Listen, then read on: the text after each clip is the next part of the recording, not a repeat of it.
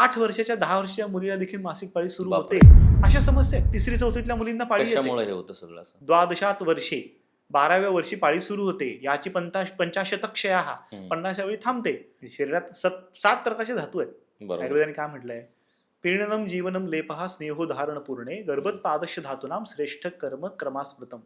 मी एक अशी मुलगी पाहिली आहे जिचे वडील वारले आणि तिची मासिक पाळी गेली. 8 वर्ष फक्त औषध घेऊन ती पाळी आणत होती.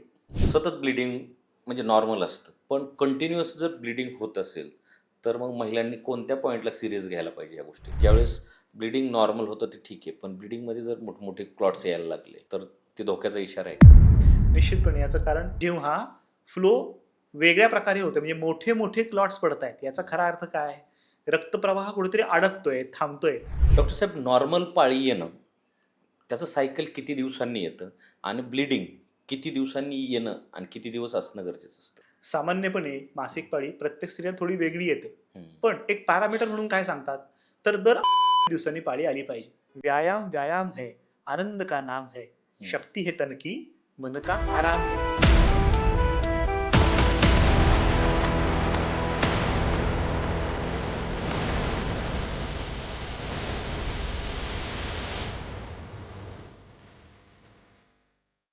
टीनेज मुली ज्या आहेत त्या सुरुवातीला जी पिरियड्स येतात ते रेग्युलर कधी इरेग्युलर होत राहतात, ह्याचं बेसिक कारण काय? त्या सगळ्यांना व्यायाम खूप कमी मिळतो, खेळ खूप कमी मुली खेळतात, त्यांच्यासमोर असणारा स्क्रीन टाइम खूप जास्त आहे. पण ज्यावेळेस वेदना होते त्यावेळेस चिडचिड वाढणारच आहे. निश्चितपणे वाढणार आहे, पण तरीही त्याचा एक रूल आहे की तुम्हाला जर चिडचिड होतीये तर ती चिडचिड त्या गोष्टीमुळे होते का इतर गोष्टीमुळे होतीये. पंचकर्माची प्रोसेस काय आहे? बेसिकली पंचकर्म डिसाईड करताना किंवा ठरवताना त्या पेशंटच्या प्रकृतीमध्ये काय विकृती निर्माण झाली ते बघायला. पिरियडच्या दरम्यान एक कॉमन समज असेल किंवा गैरसमज आहे की त्या काळामध्ये केस धुवू नयेत असं महिलांचं मत असतं, ते बरोबर आहे का? अनियमित पाळी येते स्त्रियांमध्ये, महिलांमध्ये लग्नापूर्वी, पण नंतर फ्युचरमध्ये प्रेग्नन्सीला प्रॉब्लेम होतो का?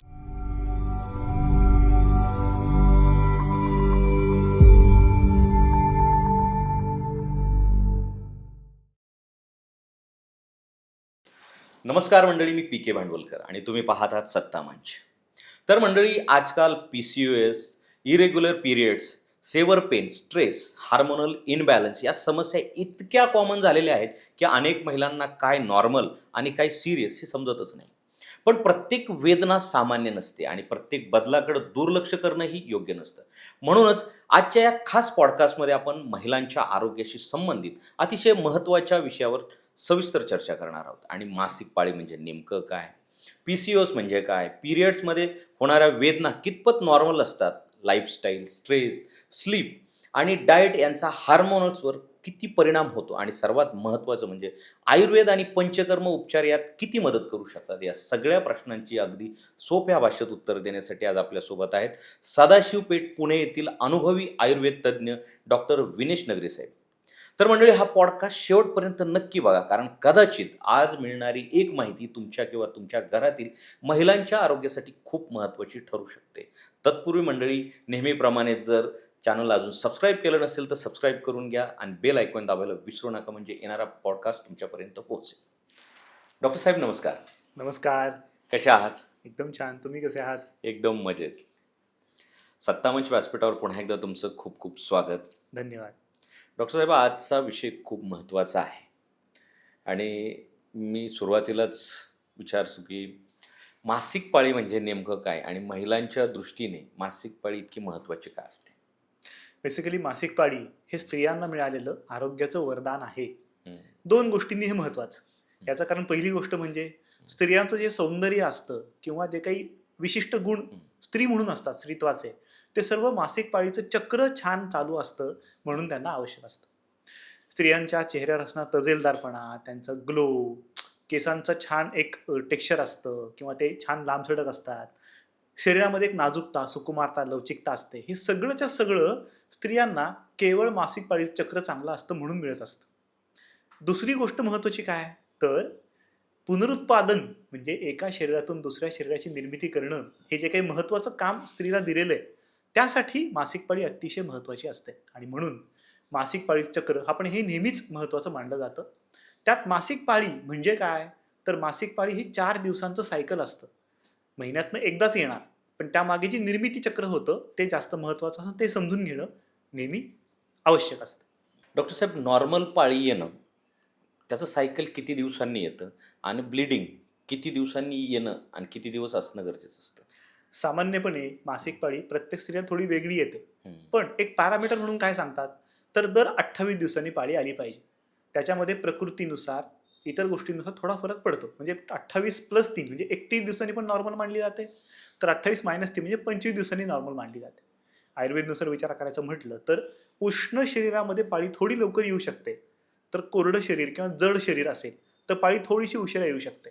त्यातही कधी कधी काही स्त्रियांना दर 35 दिवसांनी पाळी येते, पण ती दर 35 दिवसांनी येत असेल तर तीही नॉर्मल मानली जाते. त्यापेक्षा थोडी अलीकडं किंवा पलीकडं गेली तर मात्र हे पाळीचं सायकल अनियमित असं मानलं जातं. डॉक्टर साहेब, अनेक मुलींना असं वाटतं की त्यांची पाळी इतरांपेक्षा वेगळी आहे. तर प्रत्येक महिलेचा जो सायकल वेगळा असू शकतो का? निश्चितपणे जसा आपण विचार केला की स्त्रीचं वय, स्त्रीच्या शरीराचं वजन, त्या वयानुसार तिला सामाजिक जी परिस्थिती आहे, तिचं जगणं, खाणं, पिणं या सगळ्यांमुळे मासिक पाळीमध्ये फरक पडत जातो. काही मुलींना मासिक पाळी येतच नाही, काहींना अनियमित येते, काहींना आली तरी आली असं वाटत नाही कारण खूप कमी फ्लो होतो, काहींना आली तर फ्लो थांबतच नाही. त्यामुळे प्रत्येक मुलीची पाळी थोडीशी वेगळी असू शकते कारण तिच्या जगण्यामध्ये, खाण्यामध्ये, सगळ्या गोष्टीमध्ये जो फरक पडतो त्याचे परिणाम तिच्या मासिक पाळीवर थेट होत असतात. पण डॉक्टर साहेब, आता कष्टाचं काम करणारी किंवा ऑफिशियल काम जे बसून काम आहे, याचा परिणाम पाळीवर होतो का? निश्चितपणे होतो. याचं कारण आपण जसे जगतो त्यानुसार त्या गोष्टींमध्ये बदल होत जातात. अगदी छोटं उदाहरण देतो. मी समजा एखादी खेळाडू आहे आणि तिला खूप उच्च स्तरावर खेळ खेळायचे आहे, तर तिला ज्या प्रकारचा सराव करायला लागणार आहे तो खूप उच्च दर्जाचा आहे. त्यानुसार तिच्या शरीराला उत्तम आराम मिळाला पाहिजे, उत्तम खाणं बरोबर. मिळालं पाहिजे, त्या प्रकारचं तिचे मानसिक अवस्था निर्माण केली पाहिजे. ह्याच्यामध्ये जरा जरी फरक झाला तरी सुद्धा हा पाळीवर परिणाम करतो. या प्रकारची एक धावपटू मी पाहिली आहे, जे लॉंग डिस्टन्स रनिंग करणारी इंटरनॅशनल लेवलला जात होती. माझ्याकडे जेव्हा ट्रीटमेंटला आली तिला म्हटलं, तुझं एवढं सगळं छान चाललंय तर मग पाळीवर का परिणाम झाला? बरोबर. तर जेव्हा आम्ही नीट तिचं रिसर्च केला तेव्हा त्या सगळ्या गोष्टीचा तिला मानसिक ताण सतत येत होता आणि त्या मानसिक ताणाचा हे सगळं चांगलं असूनही पाळीवर परिणाम झाला. थोडक्यात खूप छोटे फॅक्टर असतात पण त्याचा निश्चितपणे पाळीवर परिणाम येतो. म्हणजे कष्ट करणाऱ्या महिला आणि आरामात काम करणाऱ्या महिलांमध्ये पाळीत फरक जाणवतो. निश्चितपणे असतं, कारण कष्ट कशा प्रकारचे होत आहेत, किती होत आहेत, आराम किती होतोय, जास्त होतोय, थोडा होतोय, आवश्यक होतोय, त्याच्यानुसार निश्चितपणे परिणाम होणार. कारण कष्ट अतिरिक्त केले तर आयुर्वेदनुसार वातप्रधानता वाढते, अतिवात वाढला की ती गती अस्थिर होऊन जाते, मग कोरडं पण पडू शकतं, आधी पण फ्लो होऊ शकतो. आराम करणाऱ्यांमध्ये बसून काम आहे, अधिक बसून काम आहे, 6 तास बसून काम केलं, 8 तास बसून केलं, 12 तास बसून काम केलं, यात फरक पडणार ना. बरोबर. अधिक जास्त वेळ तुम्ही बसून असाल तर शरीर जडत्व कडे जातं आणि त्यामुळे मासिक पाळी लवकर येत नाही, अशा प्रकारच्या समस्या येऊ शकतात. आता तुम्ही एवढ्या वर्ष प्रॅक्टिस करताय, तर सगळ्यात जास्त प्रॉब्लेम्स म्हणजे शारीरिक कष्ट जास्त असणाऱ्या महिलांच्या तक्रारी जास्त आहेत की आरामात काम करणाऱ्या महिलांच्या तक्रारी जास्त आहेत? खरं सांगायचं झालं तर शारीरिक कष्ट करणाऱ्या महिला आजकाल राहिल्यात कुठे? कारण तो ही प्रश्नच आहे. हा खरं आहे, शारीरिक कष्ट महिलांना आता फारसे पडतच नाहीत, त्यामुळे अगदी शरीराची लवचिकता नष्ट व्हायला लागली. हम्म. ज्या अगदी काबाड कष्ट करणाऱ्या हम्म. स्त्रिया, त्यांचा मासिक पाळीचा प्रश्न खूप वेगळा असतो. हम्म. पण सामान्यपणे आपण कॉलेजमध्ये जाणाऱ्या मुली, शाळेमध्ये जाणाऱ्या मुली, ऑफिसमध्ये जाणाऱ्या महिला यांचा विचार करतो तर ह्याच्यात थेट शारीरिक कष्ट फार कमी असतात. बरोबर. कारण घरचा जरी विचार तुम्ही केला तरी घरात मिक्सर, ग्राइंडर, पीठ बाहेर दळून मिळणं, नळाला पाणी येणं, ह्या सगळ्या गोष्टींमुळे अनेक कामं कमी झालीत. काहींकडे तर कधी कधी कामाला बाई असते, मग अशा वेळेस त्यांच्या शरीराची लवचिकता मेंटेन होत नाही आणि जर त्यांनी विशिष्ट प्रकारचे काही व्यायाम केले नाहीत तर शरीराला विशिष्ट ताण न बसल्यामुळे शरीराची नाजूकता, सुकुमारता, लवचिकता सगळीच नष्ट होते आणि त्याच्यामुळे मासिक पाळीच्या समस्या निर्माण होतात. म्हणजे आता ह्यातून निष्कर्ष काय काढायचं? काम केलं पाहिजे का आरामात केलं? जर काम तुम्हाला कष्टाचं पडत नसेल तर तुम्हाला व्यायाम करणं आवश्यक आहे, जेणेकरून शरीराला जो ताण मिळतो त्याच्यातनं खूप चांगला फायदा होतो. मला आठवते मी जेव्हा शाळेत होतो तेव्हा दिल्लीला एशियड झालं, एक छान गाणं त्यांनी सगळ्यांकडून म्हणून घेतलं. त्यात म्हटलं होतं, व्यायाम व्यायाम है, आनंद का नाम है, शक्ती है तन की, मन का आराम है. म्हणजे शरीराला आराम आणि मनाला आराम मिळायचा असेल तर विशिष्ट प्रकारे त्याला थोडा तरी ताण द्यावा लागतोच, नाही तर मन थिजतं, शरीर थिजतं, त्याला उत्तम काम करणं विसरून जातं. आता बऱ्याचदा आपण बघतो की टीनेज मुली ज्या आहेत, त्या सुरुवातीला जी पिरियड्स येतात ते रेग्युलर कधी इरेग्युलर होत राहतात, ह्याचं बेसिक कारण काय?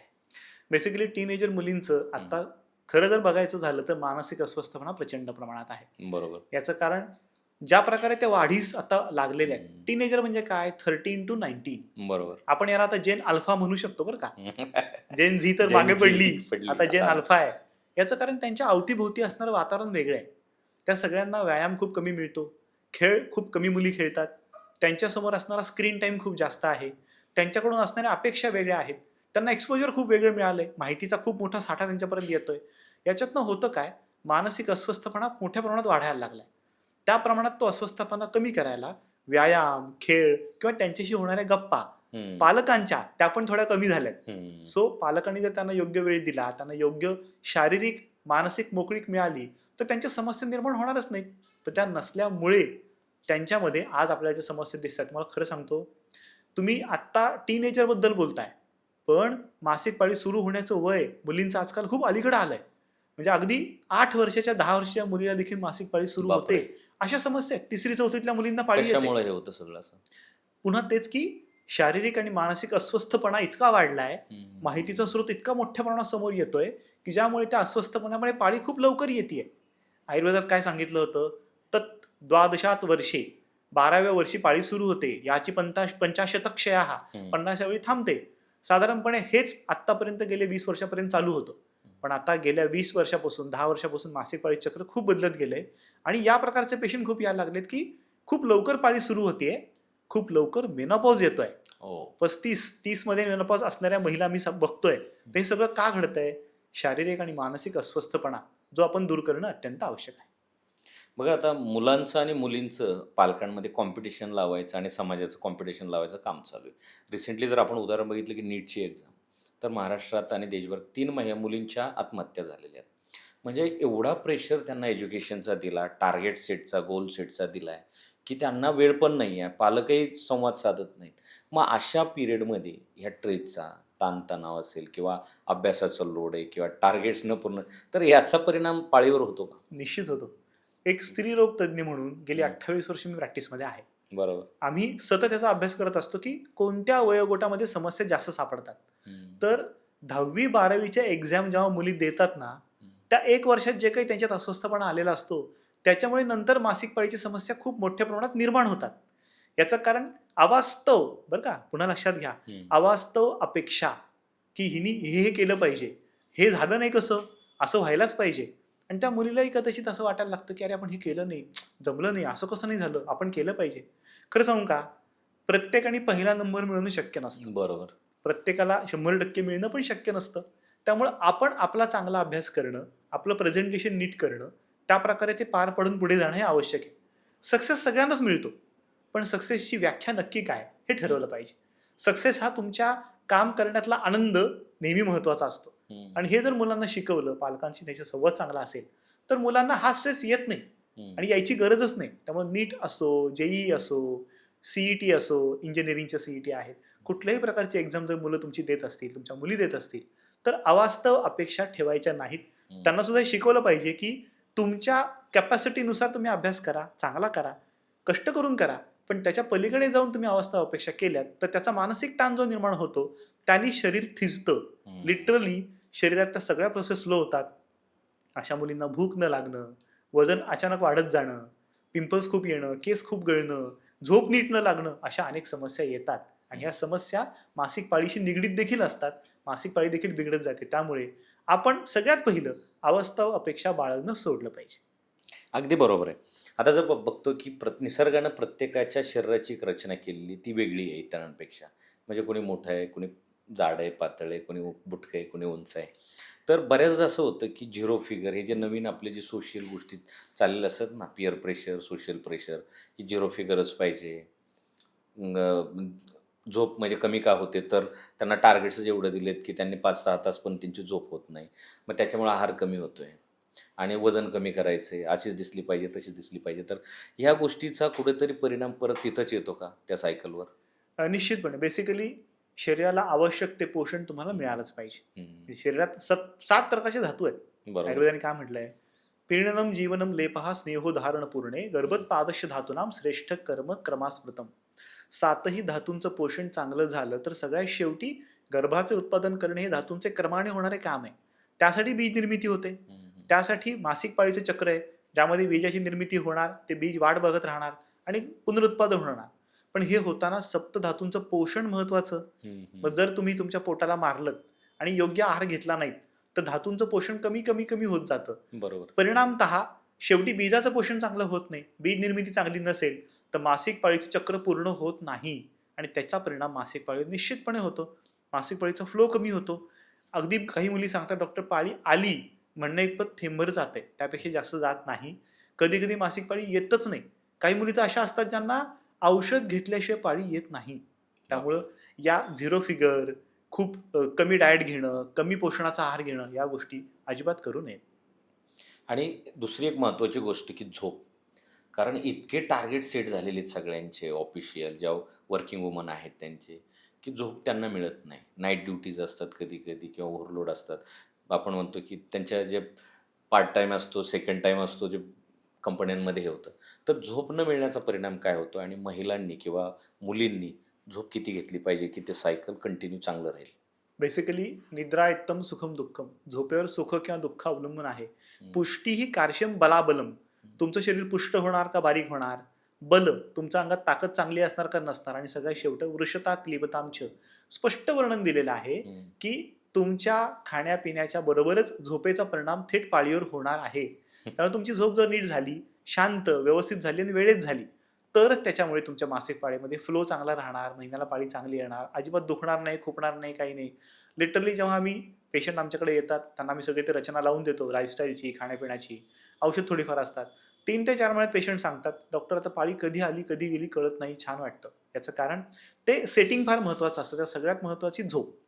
झोप रात्रीची व्हायला पाहिजे. सामान्यतः आम्ही सांगतो रात्री 10 ते सकाळी 6 झोप व्हायला पाहिजे.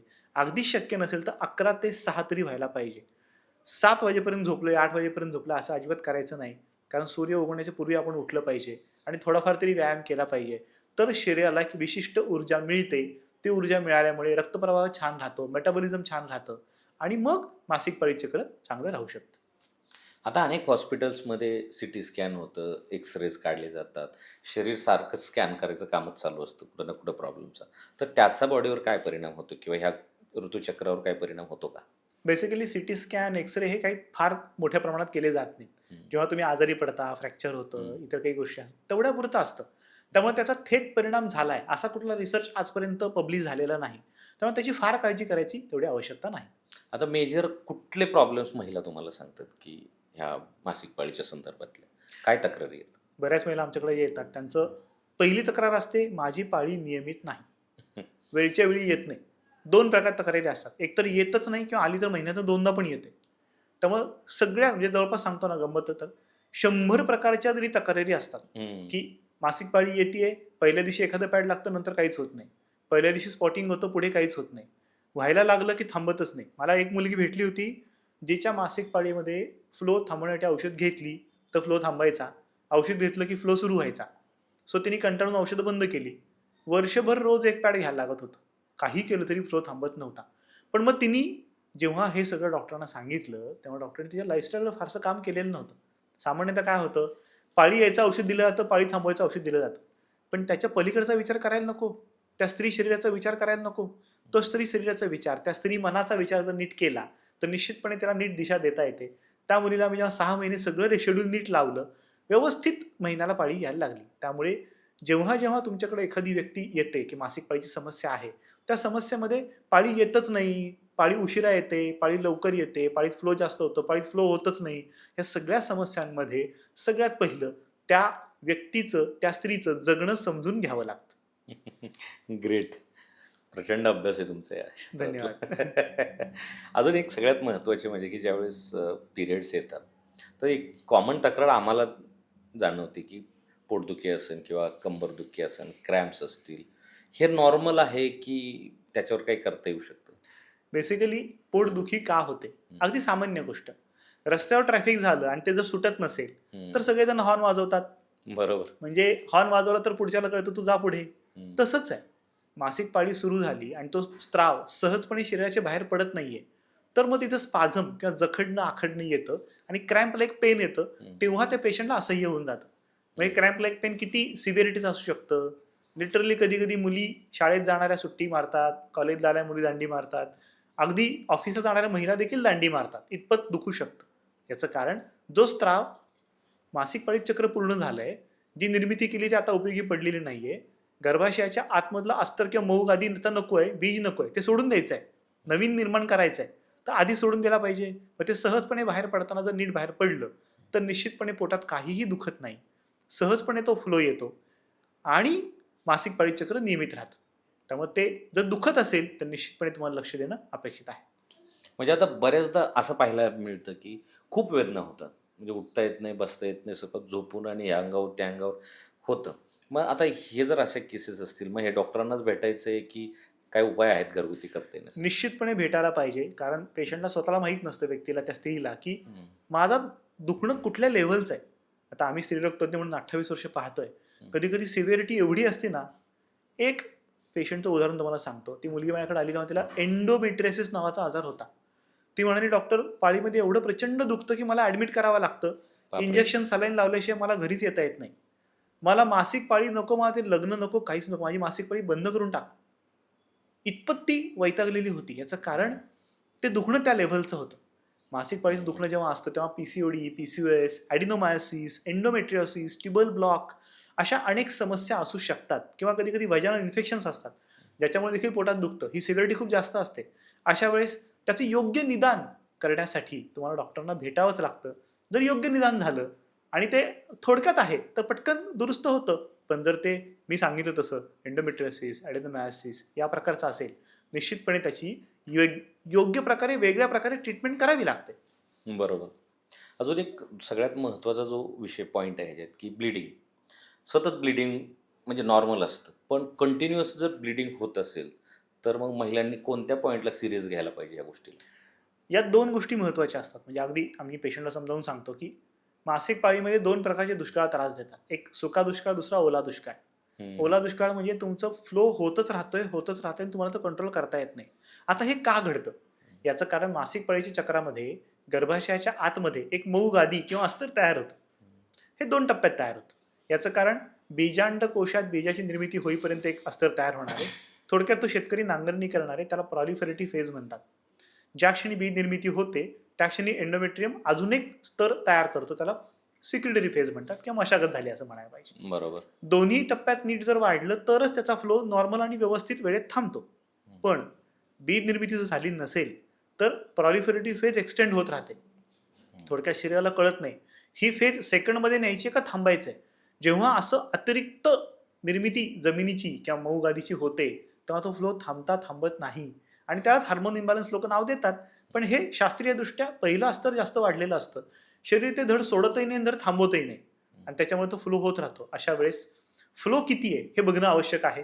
साधारणपणे मासिक पाळीमध्ये 3 ते 4 दिवस फ्लो होतो. पहिल्या दिवशी 3-4, दुसऱ्या दिवशी 2-3, तिसऱ्या दिवशी एखादा पॅड, चौथ्या दिवशी काही नाही.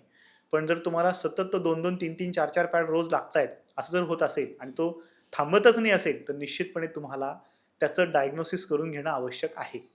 आता ब्लिडिंगचाच विषय आहे की ज्यावेळेस ब्लिडिंग नॉर्मल होतं ते ठीक आहे, पण ब्लिडिंगमध्ये जर मोठमोठे क्लॉट्स यायला लागले तर ते धोक्याचा इशारा आहे का?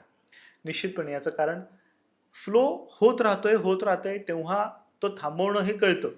पण जेव्हा फ्लो वेगळ्या प्रकारे होतं, म्हणजे मोठे मोठे क्लॉट्स पडत आहेत, याचा खरा अर्थ काय? रक्तप्रवाह कुठेतरी अडकतोय, थांबतोय, होतोय पण अडकतोय. मग तो अडकून होतोय तेव्हा ते रक्त साठल्यानंतर त्याचा क्लॉट किंवा गाठ तयार होते आणि मग ते अचानक, बऱ्याच वेळा स्त्रिया जेव्हा बाथरूमला जातात तेव्हा ते क्लॉट अचानक पडतात आणि ते एकदम घाबरून जातात. अरे बापरे, एवढं ब्लिडिंग होत आहे. कारण ते प्रत्यक्ष समोर पॅडवर दिसत नाही ना, फक्त बाथरूमला गेल्यावर दिसतं. दोन्हीमध्ये रक्तप्रवाह अधिक होणं, क्लॉट मोठे जाणं, ह्याच्यामध्ये त्याचं मूळ निदान गर्भाशयाचा प्रॉब्लेम आहे, बीजांडकोशाचा आहे, हा बघून घ्यायला लागतो. तो फंक्शनल आहे का स्ट्रक्चरल आहे, म्हणजे केवळ क्रिया मासिक पाळीची बिघडली म्हणून झालाय का त्या स्ट्रक्चरमध्ये फायब्रॉइड झाले, गर्भाशयाला सूज आली, अस्तरला सूज आली, हे बघायला लागतं. यानुसार जर तुम्ही जर निदान केलं तर निश्चितपणे ह्याचे देखील उपचार करता येतात. ज्यावेळेस पिरियड्स येतात त्यावेळेस आपल्याला बऱ्याचदा महिलांना चक्कर येते, थकवा जाणवतो, कमजोरी जाणवतो. मग आता ह्याची नेमकी मुख्य कारणं काय आहेत? जेव्हा मासिक पाळीमध्ये तुम्हाला थकवा जाणवतोय, कमजोरी जाणवते, चक्कर येते, याचा खरा अर्थ काय? दोन गोष्टी असू शकतात. एक, तुमच्या शरीरामध्ये मूळतःच ताकद नाही, हिमोग्लोबिन नीट नाही, शरीर तेवढं वजन नाही की ते पेलेल, तुमचं खाणं पिणं नीट नाही, त्यामुळे मासिक पाळी सुरू झाल्यानंतर ते चक्र त्याला झेपत नाही. दुसरी गोष्ट, प्रत्यक्षात गर्भाशयात किंवा बीजांडकोशात त्याला त्रास असेल तर तो त्रास तुम्हाला खेचल्यासारखं ओढतो. म्हणजे पोट असं ओढतं की अचानक चक्कर यायला वाटतं. म्हणजे अगदी एंडोमेट्रियोसिसचं पेशंट असेल तर त्याला पाळी आधी पोटात दुखायला लागतं, ते खूप जास्त दुखतं, संडास करताना त्रास होतो, लघवी करताना त्रास होतो, ताप आल्यासारखं वाटतं, उलटी आल्यासारखं वाटतं. ही सगळी लक्षणं चक्कर निर्माण करतातच. खूप थकवा, कारण शरीराची सगळी ऊर्जा त्या मासिक पाळी चक्राकडे लक्ष देते, इतर ठिकाणी ती ऊर्जा वापरताच येत नाही, तेव्हा थकवा येणं, चक्कर येणं, कमजोरी वाटणं अशी लक्षणं येऊ शकतात. बरोबर, तुम्ही म्हटलं की आहार त्यात गोष्टी आल्या, पण ह्या 4 दिवसाच्या काळामध्ये महिलांचा डाएट प्लॅन काय असला पाहिजे? अगदी सोपं आयुर्वेदाने सांगितलेलं आहे. अहिंसा ब्रह्मचारिणी. अहिंसा, मग ती मानसिक आणि शारीरिक आणि खाण्यात पण. याचा अर्थ काय?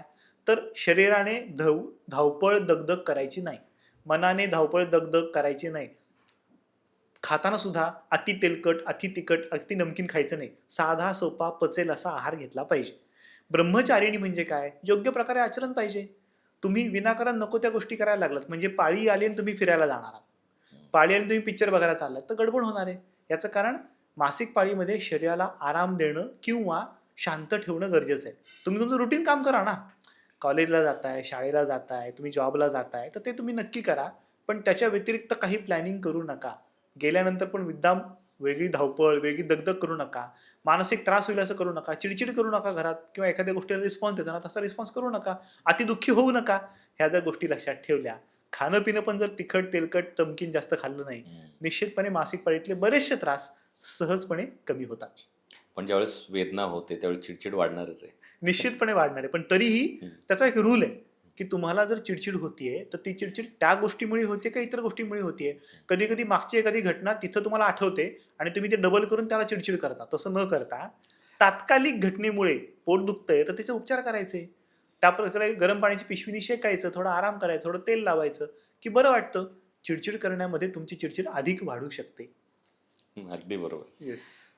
आता बऱ्याचदा नॉर्मली ज्यावेळेस आपण डॉक्टरांना जातो किंवा बाहेर बोलतो त्यावेळेस PCOS असा जो शब्द वापरला जातो, तुम्ही तुमच्या त्या लँग्वेजमध्ये वापरता, पण तो सामान्याला कळत नाही. करेक्ट. मग नेमकं PCOS काय कॉन्सेप्ट आहे, तर थोडीशी मला समजा. आता एक गंमत पहा, PCOS हा कन्सेप्ट अजूनही लोकांना नीट कळलेला नाही आणि आंतरराष्ट्रीय स्तरावर त्याचं नामकरण बदललं. आता त्याला PMOS म्हणतात. आता हा शब्द तर अजून अवघड झाला. म्हणजे PCOS किंवा PCOD याच्यावर आम्ही गेले 28 वर्ष संशोधन करतोय आयुर्वेदाच्या माध्यमातून.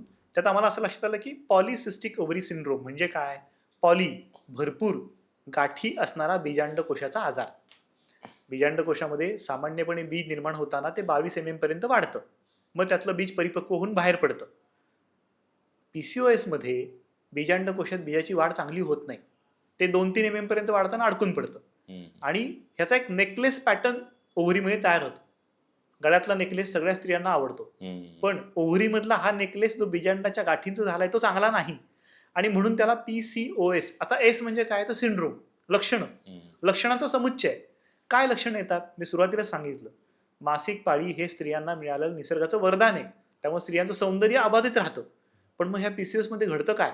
सगळ्यात पहिलं, त्वचा काळवंडते, त्याचा तजेलदारपणा जातो, पिंपल्स चेहऱ्यावर यायला लागतात, खांद्यावर, छातीवर, पाठीवर देखील यायला लागतात, चांगले छान लांबसडक केस तुटतात, दुभंगतात, गळतात, पांढरे व्हायला लागतात, वजन नको इतकं वाढायला लागतं. म्हणजे मुली सांगतात, डॉक्टर आम्ही हवा खातोय अक्षरशः तरी वजन वाढतोय, खाणं खूप कमी केलंय.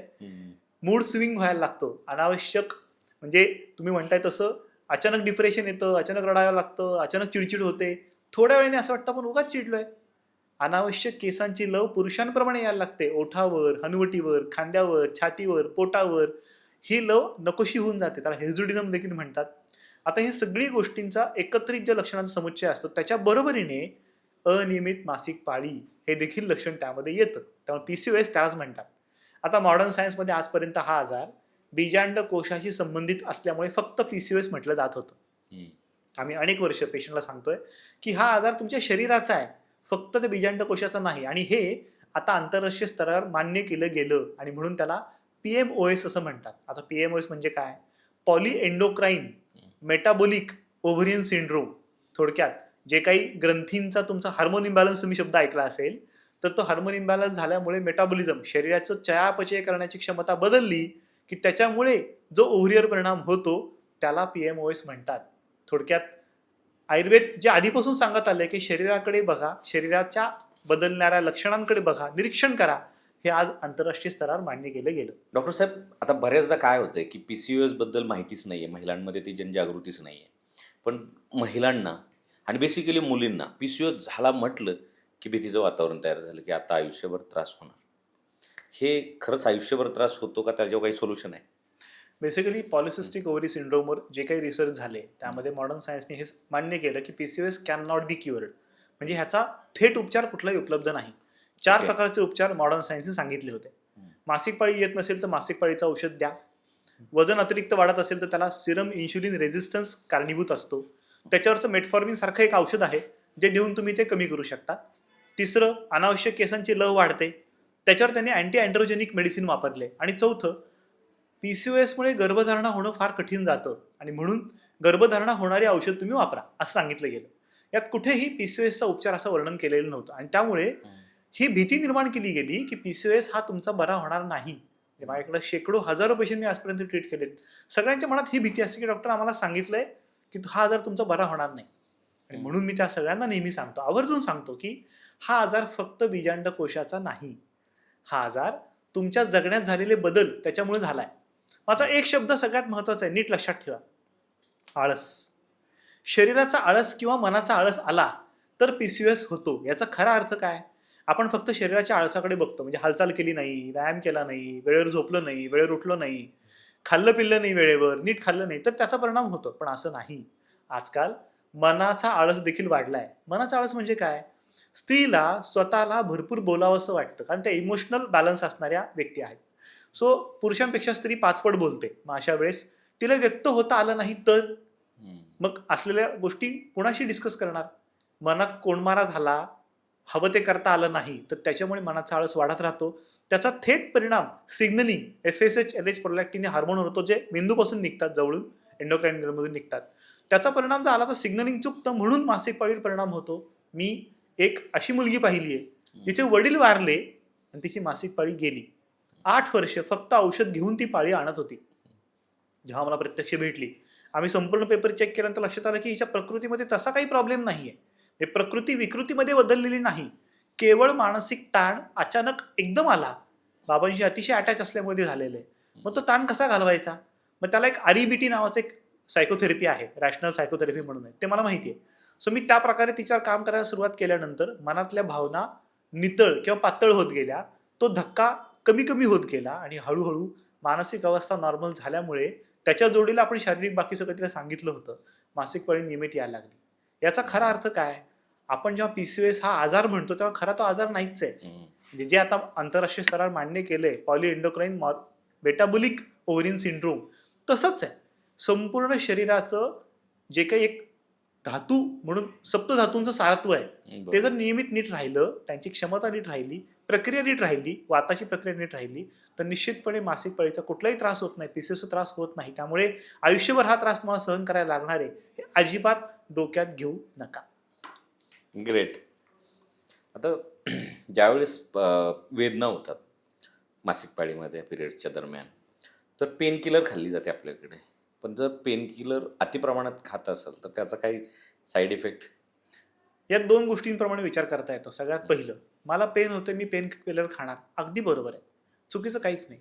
पण त्याची सवय पडणं, ॲडिक्शन कधीही चांगलं नाही. कारण एखादी पेन किलर कधीतरी खाल्ली तर त्याचा तेवढा त्रास होत नाही, पण तुम्ही नियमित खाताय तर त्याचा परिणाम आतड्याच्या आतल्या गट हेल्थवर, म्हणजे आतड्याच्या आरोग्यावर परिणाम होतो. त्याचा परिणाम म्हणून अनेकदा बाकीच्या गोष्टींचा त्रास सुरू होतो. म्हणजे चुकीच्या पेनकिलर खाल्ल्या, सारख्या पेनकिलर खाल्ल्या तर हाडं झिजतात, आतड्यामध्ये जास्त सरसर निर्माण होते, त्याला APD ॲसिडिक पेप्टिक डिसऑर्डर म्हणतात, तो निर्माण होतो. दुसरी गोष्ट, तुम्ही मुख्य समस्येकडे दुर्लक्ष करताय, म्हणजे मुख्य समस्या झाकताय ना पेनकिलर घेऊन. त्यामुळे आम्ही पेशंटला नेहमी सांगतो किंवा त्या मुलीला किंवा स्त्रीला सांगतो, समस्या कोणती त्याला सामोरं जा, आम्हाला सांगा काय प्रकारचा त्रास आहे.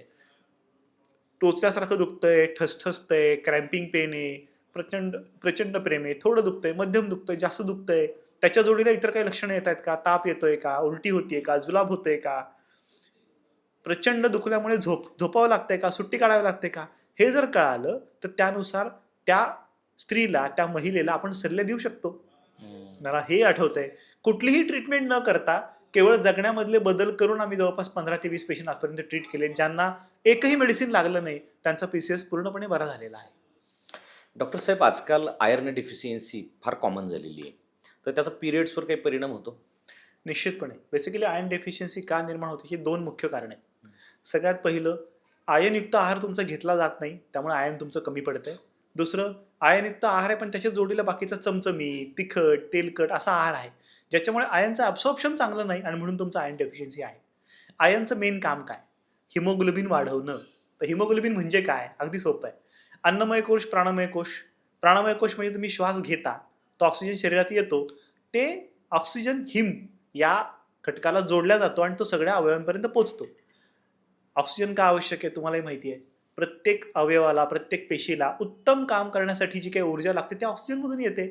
आणि जर आयर्न डेफिशियन्सी असेल तर तुम्हाला जेव्हा प्रत्यक्ष पाळी येते, ते मासिक पाळीतलं ती मऊ गादी, बीज बाहेर टाकायचे, ते चक्र चालू ठेवायचं, याला उत्तम ऊर्जा पाहिजे, ती ऊर्जा मिळत नाही. अशा वेळेस तुमचे त्रास वाढतात. तुमचा स्त्राव कमी होऊ शकतो, अति जास्त होऊ शकतो, क्रॅम्पिंग पेन होऊ शकतं. हे सगळं केवळ आयर्न डेफिशियन्सीमुळे होतं. त्यामुळे तुमचा आहार उत्तम असणं आणि आहार उत्तम पचणं हे देखील तितकंच महत्त्वाचं आहे. त्याने आयर्न डेफिशियन्सी कमी करता येते. आता अजून एक महत्त्वाची गोष्ट आहे की ज्यावेळेस पिरियड्स येतात, पण जर त्याच्यामध्ये व्यायाम जर केले, एक्सरसाइजेस केले, तर त्याने फायदा होतो का?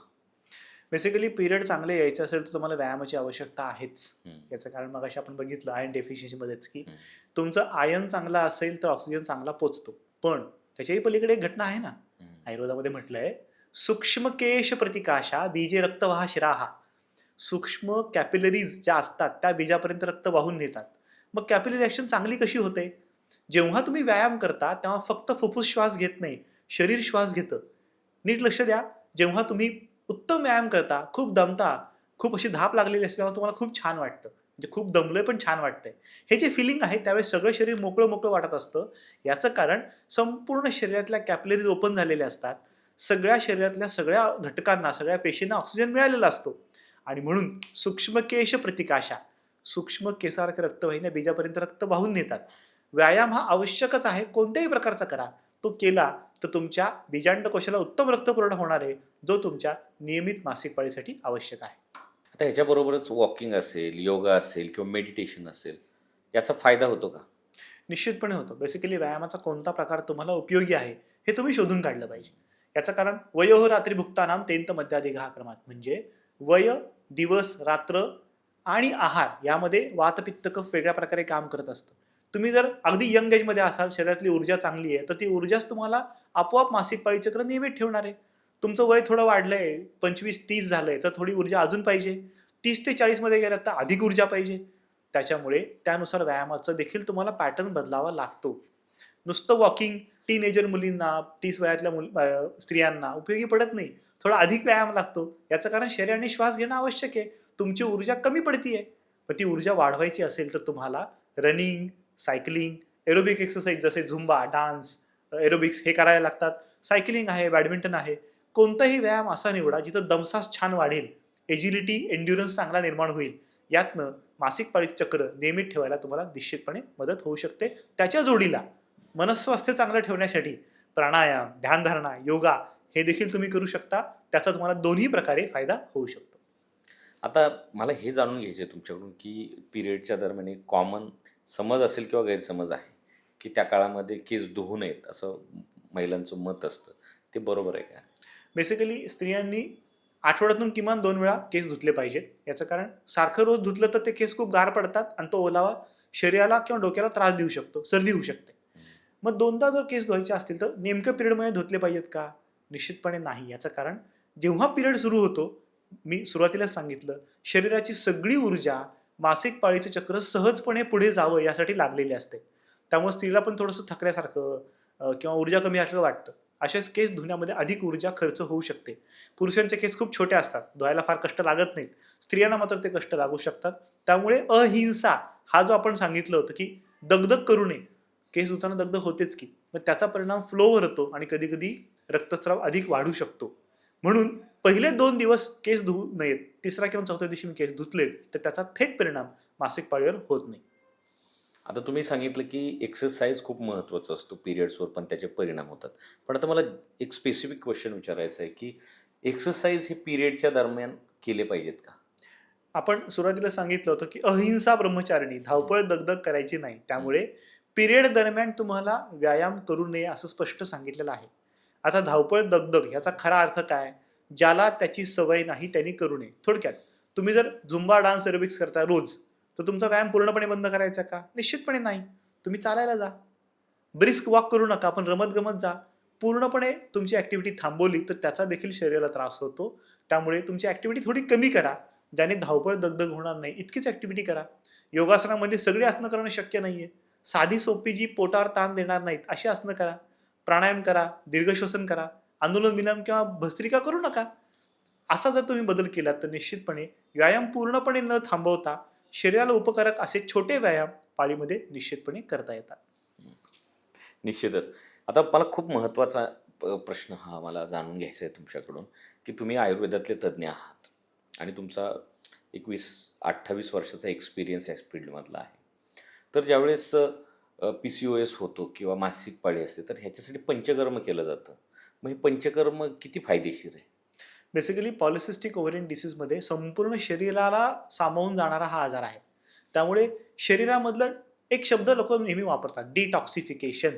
तर शरीरामध्ये जे विषारी द्रव्य साठलेली आहेत ती जर बाहेर पाडायची असतील तर पंचकर्म अत्यंत उपयोगी पडतं. त्यात वमन, विरेचन, बस्ती, नस्य, रक्तमोक्षण हे सगळी विविध पंचकर्म आहेत जी त्या त्या व्यक्तीच्या प्रकृतीनुसार काय विकृती निर्माण झाली आहे, कशा प्रकारची, त्यानुसार द्यावं लागतं. थोडक्यात काय, मध्ये एखाद्या मुलीला पाळी अजिबात येत नाही, तिचं पंचकर्म वेगळं असेल. पाळी येते पण फ्लो खूप कमी होतोय, तिचं पंचकर्म वेगळं असेल. पाळी येते अतिरिक्त फ्लो होतोय, तिचं पंचकर्म वेगळं असेल. किंवा एखादी स्त्री आमच्याकडे आली आणि म्हणली, डॉक्टर मला ओव्ह्युलेशनच होत नाही, बीजांडकोशातनं बीज निर्मिती होत नाही PCOS मुळे आणि मला आता बाळ हवंय, मला बाळ होत नाहीये. तर मग त्या स्त्रीचं वेगळ्या प्रकारे पंचकर्म केलं जातं. सगळ्यात महत्त्वाचं, आता PCOD साठी केलं जाणारं पंचकर्म हे आयुष इन्शुरन्स अंतर्गत आपल्या सदाशिव पेठेमधल्या हॉस्पिटलमध्ये होतं. आयुर्वेदमध्ये इन्शुरन्स अवेलेबल आहेत. त्यामुळे तुम्ही PCODचं पंचकर्म करायचं असेल तर काहीच चिंता करायची गरज नाहीये. तुमचं जर मेडिकल इन्शुरन्स असेल तर ते सर्व उपचार त्याच्या अंडर तुमचे कव्हर होऊ शकतात. पण सामान्य माणसाला हे माहीतच नव्हतं सर, डॉक्टर साहेब, की आयुर्वेदाला सुद्धा इन्शुरन्स लागू होतो किंवा क्लेम होतो. अगदी बरोबर आहे. याचं कारण सामान्य माणूस इन्शुरन्स काढल्यानंतर तो इन्शुरन्स वाचतच नाही. एजंटांना जे सांगतो त्यानुसार तो विश्वास ठेवून पुढे जातो. बऱ्याचदा एजंटनी स्वतः देखील ती पॉलिसी पूर्णपणे वाचलेली नसते. तुमच्या पॉलिसीमध्ये एक चांगली गोष्ट काय, केंद्र सरकार आणि आयुष मिनिस्ट्री यांनी आता प्रत्येक इन्शुरन्स कंपनीला एक लाईन त्यात टाकायला कंपल्सरी केली. ती मध्ये Ayush insurance covered up to sum assured. म्हणजे तुम्ही जितका 10 लाखांचा इन्शुरन्स काढलाय, 5 लाखाचा काढलाय, तेवढ्या संपूर्ण रकमेचा इन्शुरन्स तुमचा आयुर्वेदचा कव्हर होतो. थोडक्यात तुम्ही जे काही ट्रीटमेंट करता त्याचे 100% पैसे तुम्हाला परत मिळतात, जे 24 सालाच्या पूर्वी 2024 पूर्वी 25% मिळायचे. त्यामुळे अनेक व्यक्ती हे आयुर्वेदची ट्रीटमेंट करताना त्याला काकू करायचे की नको आम्हाला ते पैसे परत मिळणार नाहीत. पण आता तसं काही काळजी करायची गरज नाही. आयुर्वेदामध्ये तुम्ही सगळ्या प्रकारचे इन्शुरन्स करू शकता. अगदी स्किन डिसीज आहे, मणक्याचे आजार आहेत, संधिवात आहे, मासिक पाळीचे विकार आहेत, वंध्यत्वाचे तुम्ही काही उपचार करणारा विशिष्ट असेल, तुमच्या मासिक पाळीमध्ये पोटात खूप दुखतंय, मेनोपॉजमध्ये तुमचा फ्लो अतिरिक्त होतोय, निश्चितपणे तुम्ही हे सगळे उपचार इन्शुरन्सच्या अंतर्गत घेऊ शकता. आता आपण पंचकर्मातच आपण तिथं नाव आहे की 5 कर्म, पण बऱ्याचदा लोकांना, सामान्य लोकांना माहीत नसतं की नेमकं पंचकर्माची प्रोसेस काय आहे, कशा पद्धतीचं पंचकर्म चालतं तुमच्याकडे. बेसिकली पंचकर्म डिसाईड करताना किंवा ठरवताना त्या पेशंटच्या प्रकृतीमध्ये काय विकृती निर्माण झाली बघायला लागतं. एखादा पेशंट PCOD म्हणून आलाय, त्याचं वजन खूप जास्त आहे, त्याला मळमळतं, उलट्या होतात, पिंपल खूप जास्त आहे, तर सुरुवात वमनाने करायला लागते, म्हणजे उलटीचं औषध. मग उलटीचं औषध करताना विशिष्ट प्रकारे तूप प्यायला देणं, त्याला स्टीम मसाज करणं आणि मग ठराविक 8 दिवसांनी त्याचं वमन करणे ठरलेलं असतं. समजा त्वचा विकार जास्त आहेत, पिंपलच नुसते जास्त आहेत, वजन फार नाहीये, खूप उष्णता वाढली आहे, पित्ताचा त्रास जास्त आहे, तर विरेचन म्हणजे जुलाबाचं औषध करून घेतात. सामान्यतः बस्ती आम्ही खूप मोठ्या प्रमाणात करतो. बस्ती म्हणजे एनिमा देणं. बऱ्याचदा लोकांना असं वाटतं एनिमा म्हणजे पोट साफ करण्याचं औषध, पण तसं नाही. आयुर्वेदामध्ये एनिमा ही एक पद्धत आहे, शरीरामध्ये औषध पोहोचवण्याचा मार्ग आहे. सो त्यामध्ये जे काही मार्गामध्ये औषध पोहोचवलं जातं त्यांनी शरीरात विशिष्ट सिग्नल ट्रान्सफर होतात, काही विशिष्ट चांगले बदल होतात. आयुर्वेदात 2-3 कन्सेप्ट फार महत्वाचे आहेत. त्यामध्ये असं म्हटलंय, योनिनाम वातलाद्यानाम. योनी भागात वाताचं प्राधान्य असतं. वातस्तु बस्ती, वाताला बस्ती करा. त्यामुळे बस्ती हे पंचकर्म जेव्हा तुम्ही करून घेता, मासिक पाळी चक्रामध्ये खूप चांगला फरक पडतो. ओव्ह्युलेशन न होणाऱ्या स्त्रियांमध्ये ओव्ह्युलेशन व्हायला लागतं. ज्यांचा स्त्राव खूप कमी आहे, स्त्राव चांगला व्हायला लागतो. ज्यांचा खूप स्त्राव जास्त आहे, त्यांचा स्त्राव कमी होतो. याचं कारण बस्तीमध्ये औषधांचं वैविध्य अधिक प्रमाणात निर्माण करता येतं. आणि हे औषध तुम्ही जसं थोडक्यात तुम्हाला गुलाबजाम आवडेल, मला श्रीखंड आवडेल, ताईंना काय जिलेबी आवडेल, तसं शरीराच्या गरजेनुसार त्या बस्तीमधलं औषध बदललं की त्याचे रिझल्ट बदलतात. शरीराचं शोधन करायचंय, शरीर मोकळं करायचंय, वेगळं औषध वापरायचं. शरीरात त्रास जास्त आहे, शांत करायचंय, त्याचं औषध वेगळं आहे. शरीराला ताकद द्यायची आहे, म्हणजे थोडक्यात कधी कधी 40-42 वयाच्या स्त्रिया आमच्याकडे पंचकर्मासाठी येतात आणि त्या सांगतात डॉक्टर बाळ हवंय. तर क्षमता एवढ्या कमी झालेल्या असतात की त्या क्षमता वाढवणं हेच मेन टार्गेट असतं. अशा वेळेस त्या प्रकारची औषधं पंचकर्मात वापरली तर क्षमता वाढतात, ओव्ह्युलेशन खूप छान होतं. अगदी IVF करून न झालेल्या बाळ ज्या स्त्रिया असतात त्यांना देखील बाळ होतं. फक्त त्यातलं औषधाचं वैविध्य विचारपूर्वक निवडावं लागतं. डॉक्टर साहेब, बऱ्याचदा असं होतं की अनियमित पाळी येते स्त्रियांमध्ये, महिलांमध्ये लग्नापूर्वी, पण नंतर फ्युचरमध्ये प्रेग्नन्सीला प्रॉब्लेम होतो का ह्या गोष्टीचा? निश्चितपणे याचं कारण अनियमित मासिक पाळीमध्ये 2 गोष्टीमध्ये अडचण येऊ शकते. याचं कारण एक तर बीजांडकोशात बीजाची निर्मिती वेळेत होत नाहीये किंवा गर्भाशयात अस्तराची निर्मिती पुरेशी होत नाहीये. म्हणजे बीजांडकोशात बीज निर्मिती नीट नसेल तर त्याला PCOS, PCOD म्हणतात, अनओव्युलेटरी सायकल म्हणतात, किंवा अस्तर निर्माण होतात थिन एंडोमेट्रियम. असे काही पेशंट येतात ज्यांच्यामध्ये तुम्ही ओव्ह्युलेशन चांगलं आहे, IVF चालू झालंय, एम्ब्रिओ तयार झालाय बरं का, गर्भ तयार झालाय, पण तो गर्भाशयात इम्प्लांट करता येत नाही कारण अस्तर पुरेसं वाढलेलंच नाहीये. आणि हे 6-6, 8-8 महिने प्रयत्न करून सगळ्या प्रकारचे हार्मोन देऊनही होत नाहीये. मग अशा पेशंटमध्ये आम्ही जेव्हा पंचकर्मातलं बस्ती, उदरधारा, जलकौचरण, शिरोधारा, उत्तर बस्ती सारखे पंचकर्म जेव्हा करून घेतो, अस्तर उत्तम वाढायला लागतं, ओव्ह्युलेशन चांगलं व्हायला लागतं. ज्या पेशंटला IVF करूनही प्रेग्नन्सी राहिली नाही अशा पेशंटला नैसर्गिक गर्भधारणा होते. डॉक्टर साहेब, बऱ्याच महिलांचं असं म्हणणं असतं की थंड पदार्थ जर पिरियडच्या काळामध्ये खाल्ले तर जास्त त्रास होतो. हे खरं आहे का? आता थंड म्हणजे काय, यामध्ये गुणात्मक फरक विचार केला पाहिजे. थंड म्हणजे हाताला लागणारी थंड का गुणाने थंड.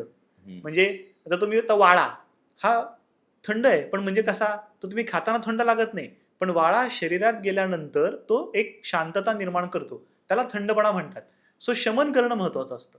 सो त्या दृष्टीने तुम्ही जर बर्फाचे पदार्थ, आईस्क्रीम जास्त खाल्लं, फ्रीजमधलं पाणी काढून पिलं तर निश्चितपणे ते थंड तुम्हाला त्रास देणार आहे. पण शरीराला शांत करणारे म्हणजे फळभाज्या तुम्ही खाल्ल्यात, तुम्ही जर दूध घेतलंय, तूप घेतलंय, तर ते थंड आहे. म्हणजे थोडक्यात काय, शरीराला शांत आहे, पित्त प्रधानता कमी करणार आहे आणि त्याचा तुम्हाला निश्चितपणे फायदा होऊ शकतो. पण थंड हे स्पर्शाला थंड नसावं, शरीरात गेल्यानंतर तो थंडपणा निर्माण करणारा असावा. डॉक्टर साहेब, बऱ्याचदा महिला स्वतःच्या आरोग्याकडे लक्ष देण्यापेक्षा घर आणि जबाबदारीवर जास्त लक्ष देतात. या केसमध्ये तुम्ही काय सांगाल?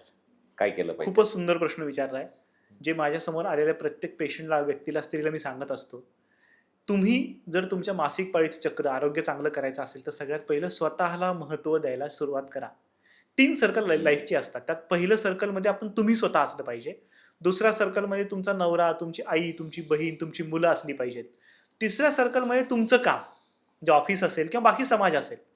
स्वतःला महत्त्व दिलं तर स्वतःचं जेवण वेळेवर होऊ शकतं. स्वतःला महत्त्व दिलं तर स्वतःला शरीराला काय आवश्यक आहे तितकं तुम्ही पोषण चांगलं घेऊ शकता. स्वतःला महत्त्व दिलं तर तुमचा उत्तम व्यायाम होऊ शकतो, त्याला तुम्ही वेळ काढू शकता. बऱ्याच स्त्रियांचा प्रॉब्लेम असा असतो की वेळ असतो काढत नाही आणि त्यामुळे स्वतःला व्यायामाला वेळ देता येत नाही. स्वतःच्या मनाला चांगलं काय वाटतं, गाणं आवडतंय, गायला आवडतंय, पुस्तक वाचायला आवडतंय, इतर काही गोष्टी कराव्याशी वाटतात, छंद आपले आपण लक्षात घेत नाही तर ते करायला लागतं. स्वतःची झोप पूर्ण होत नाही, त्याकडे लक्ष देत नाही. त्यामुळे स्त्रियांनी स्वतःचं सर्कल, स्वतःचं म्हणून एक सर्कल निर्माण केलं आणि त्याकडे जर लक्ष दिलं तर निश्चितपणे आरोग्य स्त्रीचं एकदम छान राहू शकतं. आता महिलांच्या आरोग्याच्या बाबतीत फॅमिलीचा सपोर्ट कसा असला पाहिजे? मी नेहमी सांगतो की स्त्री हा त्या संपूर्ण कुटुंबाचा कणा आहे. त्याच्यामुळे स्त्रीच्या आरोग्याकडे लक्ष देणं असा भाग नसतो, त्या स्त्रीला समजून घेणं हा भाग असतो. म्हणजे बेसिकली शरीर आणि मन त्या कुटुंबाशी जर तिथे एकत्र झालं असेल तर निश्चितपणे तिला हे लक्षात घेतलं पाहिजे की त्या कुटुंबाला लक्षात गेलं पाहिजे की त्यांनी तिला मानसिक सपोर्ट जास्त दिला पाहिजे. आणि हा मानसिक सपोर्ट जर तुम्ही दिलात तर निश्चितपणे फायदा होतो. केवळ तिने काम करावं, स्वतः सगळ्या घराचं काम करत राहावं, ती लक्ष द्यावं असं न ठरता एक टीमनी काम व्हायला पाहिजे. म्हणजे काही काम तुम्ही डिवाइड करून घेतले पाहिजे. थोडक्यात मी सांगतो, स्वयंपाक करायचा असेल तर पुरुषांनी भाज्या चिरणं, त्या निवडून ठेवणं एवढं जरी करून दिलं तरी ती स्त्री खुश होते. किंवा स्वयंपाक करायला समजा तिला जमत नाहीये, धावपळ आहे, जॉब आहे, तर मग एखादी स्त्री स्वयंपाकाला ठेवली तर तिचा तो काय म्हणतात हार्डवर्क कमी होतं, स्मार्ट वर्क करायला लागतो. त्यामुळे मन मोकळं राहतं. अशा वेळेस हा सपोर्ट कुटुंबाकडून निश्चितपणे मिळायला हवा. महिलांनी स्वतःच्या आरोग्यासाठी रेग्युलर गायनिक चेकअप करणं किती महत्त्वाचं आहे? बेसिकली तरुण वयातल्या स्त्रियांना तशी गायनॅक चेकअपची रेग्युलर आवश्यकता नसते. आजकाल जगण्यातल्या बदलांमुळे, मासिक पाळीतल्या बदलांमुळे योनी भागातले स्त्राव बदलत जातात. थोडक्यात बेसिकली सांगू का, योनी भागामधले स्त्राव का बदलतात, तर ते फायटिंग सिस्टीम सारखं काम करतात. तिथे बाहेरून येणारे इन्फेक्शन प्रोटेक्ट करण्यासाठी शरीर विशिष्ट स्त्राव निर्माण करत असतं. त्यामुळे 40च्या पुढच्या स्त्रियांमध्ये बऱ्याचदा सर्व्हायकल कॅन्सर किंवा सर्व्हायकल अटिपिया नावाचे काही गोष्टी डेव्हलप होतात. त्यामध्ये लक्ष देणं गरजेचं आहे आणि ते स्वतःहून कळणं फार अवघड जातं. आणि म्हणून गायनॅक चेकअप साधारणपणे 40 वयानंतरच्या स्त्रियांनी नियमितपणे वर्षातून एकदा करून घ्यावा. त्याच्या अलीकडच्या स्त्रियांना तितक्या प्रमाणात आवश्यकता नसते, त्यामुळे त्याचा तेवढा बहु करण्याची आवश्यकता नाही. आता बऱ्याचदा आता इंटरनेटचं जग आहे, ॲपचं जग आहे, सगळं ऑनलाईन खरेदीचं जग आहे. तर ॲप वापरले जातात ट्रॅकिंगसाठी, महिला वापरतात सायकल ट्रॅकिंगसाठी. तर हे कितपत योग्य आहे? दोन प्रकारे विचार करायला लागतो. एकतर त्याची होणारे फायदे आणि होणारे तोटे. सगळ्यात एक फायदा तर चांगला आहे, याचं कारण बऱ्याचशा स्त्रियांना आठवतच नाही त्यांची पाळी नक्की कधी आली. मग ते पौर्णिमा कधी होती, गणपती कधी होते हेच आठवत बसतात. तसं न करता तुमच्या पाळीचं ट्रॅकिंग तुम्ही कॅलेंडरवर कधी कधी लिहिता, कधी विसरून जाता. तुमचं ट्रॅकिंग जर त्या ॲपमध्ये होत असेल तर तुम्हाला नक्कीच फायदा होतो, कारण तुमचं लक्ष राहतं. तोटा काय आहे? तर त्या ॲप तुमची मासिक पाळी ज्यानुसार येते त्यानुसार तुम्हाला काही मेडिसिन, काही वेगळे प्रॉडक्ट सजेस्ट करतात. तर त्याच्याकडे तुम्ही दुर्लक्ष केलं पाहिजे. कारण कुठल्या गोष्टी थोडक्यात तुम्ही आता मोबाईल हातामध्ये घेतलाय तर त्याची प्रोडक्टिव्हिटी म्हणजे याचा उपयोग खूप होतो, पण त्याच्यातनं वेळ पण वाया जातो. तुम्हाला नक्की ते कसं वापरायचं हे माहिती पाहिजे. ॲप वापरणं हे निश्चितपणे चांगलं आहे, कारण त्यामुळे तुम्हाला तुमचं तारीख नियमित आहे का, फ्लो नियमित आहे का, ह्याच्यामध्ये काही बदल झालेत का, हे निश्चितपणे कळू शकतं. फक्त त्याचा तोटा होऊ नये म्हणून त्याच्या आहारी जायचं तुम्ही नक्की टाळू शकता. डॉक्टर साहेब, मासिक पाळीत होणाऱ्या वेदना ज्या आहेत त्या जर कमी करण्यासाठी काही घरगुती उपाय सुचवाल का? अगदी सोपं आहे. मासिक पाळीतल्या वेदना जर होत असतील तर सगळ्यात पहिलं, ज्या दिवशी तुम्हाला वेदना सुरू होतात त्या दिवशी तुम्ही पोटाला थोडं हलकंसं तेल लावू शकता. मिळेल ते तेल लावा. तुम्हाला तिळाचं तेल मिळालं, खोबरेल तेल मिळालं, गोडे तेल मिळालं, काही हरकत नाही. एखादं मसाजचं तेल तुमच्या घरामध्ये ते लावा. त्यामुळे त्या भागातल्या अंतर्गत अवयवामध्ये मऊपणा निर्माण होतो आणि लवचिकता निर्माण झाल्यामुळे वेदना कमी होतात. दुसरी गोष्ट, गरम पाण्याच्या पिशवीने, गरम पाण्याच्या फडक्याने तुम्ही शेक देऊ शकता. त्याच्यामुळे तिथला रक्तपुरवठा वाढतो, कॅपिलरी ॲक्शन वाढते आणि अडकलेलं साचलेल्या गोष्टी मोकळ्या होतात, वेदना कमी होतात. तिसरी गोष्ट, तुमचा आहार जड घेऊ नका, धावपळ करू नका, दगदग करू नका, वेदना आपोआप कमी होतात. चौथी गोष्ट, बऱ्याच मुलींना, स्त्रियांना पोट साफ नीट न होण्याची सवय असते. अशामध्ये मासिक पाळी त्रास होतो. अशा वेळेस मासिक पाळी येणार असं जाणवलं की आदल्या दिवशी तुम्ही 1 चमचा एरंड तेल 1 कप दुधाबरोबर किंवा 1 कप गरम पाण्याबरोबर तुम्ही घेतलं तर पोट चांगलं साफ होऊन जातं आणि निश्चितपणे तुम्हाला पाळीत दुखण्याचा त्रास कमी होऊ शकतो. अजून एक गोष्ट आहे, खूप पोट दुखल्यानंतर खडा हिंग जो असतो तो चिमूटभर घ्यायचा, तव्यावर परतायचा आणि गुळाबरोबर गोळी करून तो गरम पाण्याबरोबर घ्यायचा. त्याने देखील वेदनाशमन खूप चांगल्या प्रकारे होऊ शकतं. डॉक्टर साहेब, तुमचं हॉस्पिटल हे सदाशिव पेठेत आहे, त्याच्याबद्दल जरा मला सविस्तर माहिती सांगाल का? निश्चितपणे. बेसिकली मी सर्जन म्हणून 28 वर्षापूर्वी जेव्हा सुरुवात केली तेव्हा सुरुवातीला डिलिव्हरी करणं, सगळ्या प्रकारचे ऑपरेशन करणं हे करत होतोच. ते करताना मला लक्षात आलं की मासिक पाळीच्या अनियमित असणाऱ्या तक्रारी, पीसीओची तक्रारी घेऊन बरेच पेशंट येत आहेत. मग त्याच्यावर मी संशोधन सुरू केलं आणि संशोधन करताना तुम्हाला खूप कॉन्सन्ट्रेटेड राहायला लागतं, लक्ष द्यावं लागतं आणि म्हणून मी हॉस्पिटलमधल्या सर्जरी बंद केल्या, हॉस्पिटल बंद केलं. मधल्या काळात रिसर्च खूप छान डेव्हलप झाला आणि अनेक पेशंट आपल्याकडे पीसीओडी, पीसीओएस, मासिक पाळीची तक्रारी, अतिरिक्त स्राव, कमी स्राव, एंडोमेट्रियोसिस किंवा बाळ होत नाही म्हणून यायच्या. अशा सर्व स्त्रियांमध्ये आपण जेव्हा उपचार करायचो तेव्हा असं लक्षात आलं की हे उपचार करताना खर्च बरेच होतात, पण त्याच्यामध्ये पेशंटला खर्च काहींना शक्य असतात, काहींना शक्य नसतात. ज्यावेळेस असं लक्षात आलं की आता हे आयुर्वेदाचे सगळे खर्च इन्शुरन्सच्या अंतर्गत वसूल होऊ शकतात आणि त्यांना ते रिलीफ मिळू शकतो, तेव्हा हॉस्पिटल काढणं ही गरज झाली. कारण हॉस्पिटलशिवाय तुम्हाला हे इन्शुरन्सचे खर्च परत मिळणं शक्य नसतं आणि म्हणून आपण सदाशिव पेठेत 2 वर्षापूर्वी हे हॉस्पिटल सुरू करण्याचा निर्णय घेतला. हॉस्पिटल सदाशिव पेठेत का काढलं ह्याचं पण मुख्य कारण असं आहे की लांबून येणाऱ्या पेशंटला ते सोपं पडतं. म्हणजे स्वारगेट किंवा मंडई मेट्रो स्टेशनपासून अगदी 5 मिनिटाच्या अंतरावर शहराच्या मध्यवर्ती भागात हे हॉस्पिटल आहे आणि माझा सगळा स्टाफ तिथेच अवेलेबल आहे. म्हणजे माझ्याकडे जवळपास 17-18 जण कामाला आहेत, त्यात डॉक्टर्स आहेत, थेरपिस्ट आहेत, मेल थेरपिस्ट आहेत. हे सगळेजण मिळून बेसिकली लोकांना असं वाटतं की डॉक्टरांची ट्रीटमेंट खूप छान आहे. तसं नाही आहे. मी ट्रीटमेंट फक्त सजेस्ट करतो. माझी संपूर्ण टीम त्या ट्रीटमेंट चांगल्या होतील याकडे दक्ष राहून त्या सगळ्या पार पाडतात.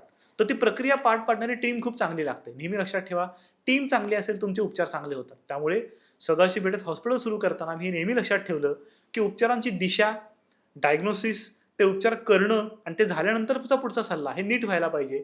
त्यामुळे ह्या सगळ्या गोष्टी जेव्हा आम्ही केल्या तेव्हा त्या हॉस्पिटलमध्ये पेशंटचे उपचार खूप चांगल्या पद्धतीने व्हायला सुरुवात झाली.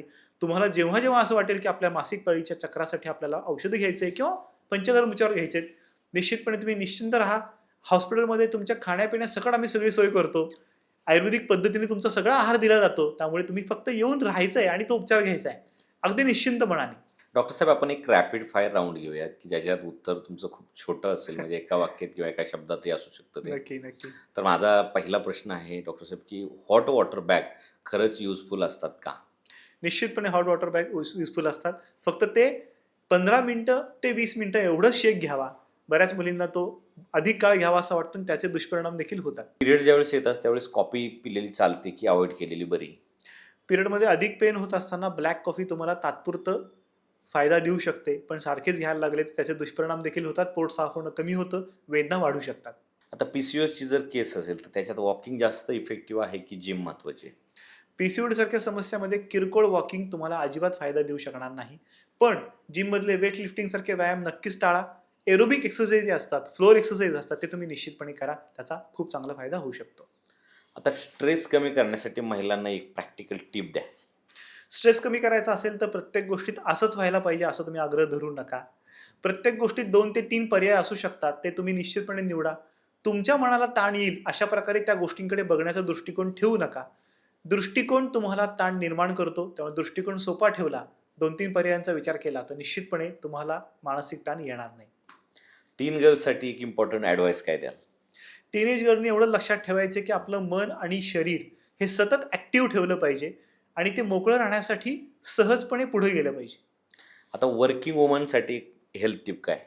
वर्किंग वुमननी बसून राहणं टाळलं पाहिजे. त्यांनी स्वतःच्या व्यायामाकडे, स्वतःच्या झोपेकडे आणि स्वतःच्या आहाराकडे अधिकाधिक लक्ष दिलं तर निश्चितपणे त्यांचं आरोग्य चांगलं राहू शकतं आणि त्यांचं आरोग्य चांगलं राहिलं तर कुटुंबाचं आरोग्य निश्चितपणे चांगलं राहू शकतं. डॉक्टर, मदर्ससाठी एक खास संदेश सांगा. आई होणं ही जगातली सगळ्यात महत्त्वाची आणि सुंदर गोष्ट आहे. आई झाल्यानंतर, आई म्हणजे काय तर माई, जी संपूर्ण आपुलकीने प्रेमाने कुटुंबाला वाढवते ती आई. त्यामुळे आई झाल्यानंतर तुम्ही स्वतःकडे लक्ष देणं दुर्लक्ष करू नका. याचं कारण तुमच्यातला आपुलकी, प्रेमळ जिव्हाळा तेव्हाच टिकू शकतो जेव्हा तुम्ही निरोगी असाल. तर तुम्ही निरोगी राहिला तर तुमचं कुटुंब, तुमची मुलं निरोगी राहतील. शुद्ध बीजापोटी फळे रसाळ गोमटी उगाच सांगितलेलं नाही. आईमधली माय, जिव्हाळा, आपुलकी जर टिकली तरच आई निरोगी आणि छान राहील आणि तुमचं कुटुंब छान राहील. डॉक्टर साहेब, आज तुम्ही महिलांच्या आरोग्याशी संबंधित अनेक महत्त्वाच्या गोष्टी अगदी साध्या सोप्या भाषेत आम्हाला समजावून सांगितल्या. म्हणजे periods, PCOS, hormonal imbalance, lifestyle आणि आयुर्वेद उपचाराबद्दलची ही माहिती नक्कीच अनेक महिलांसाठी उपयुक्त ठरणार आहे. तुमचा अमूल्य असा वेळ आम्हाला दिल्याबद्दल मनापासून धन्यवाद. आणि प्रेक्षकांनो, जर हा पॉडकास्ट तुम्हाला आवडला, उपयुक्त वाटला असेल तर लाईक करा, शेअर करा आणि गरजू व्यक्तीपर्यंत नक्कीच पोहोचवा आणि चॅनलला सबस्क्राईब करा, कारण अशाच महत्त्वपूर्ण विषयावर आम्ही अनेक पॉडकास्ट तुमच्यासाठी घेऊन येत आहोत. धन्यवाद.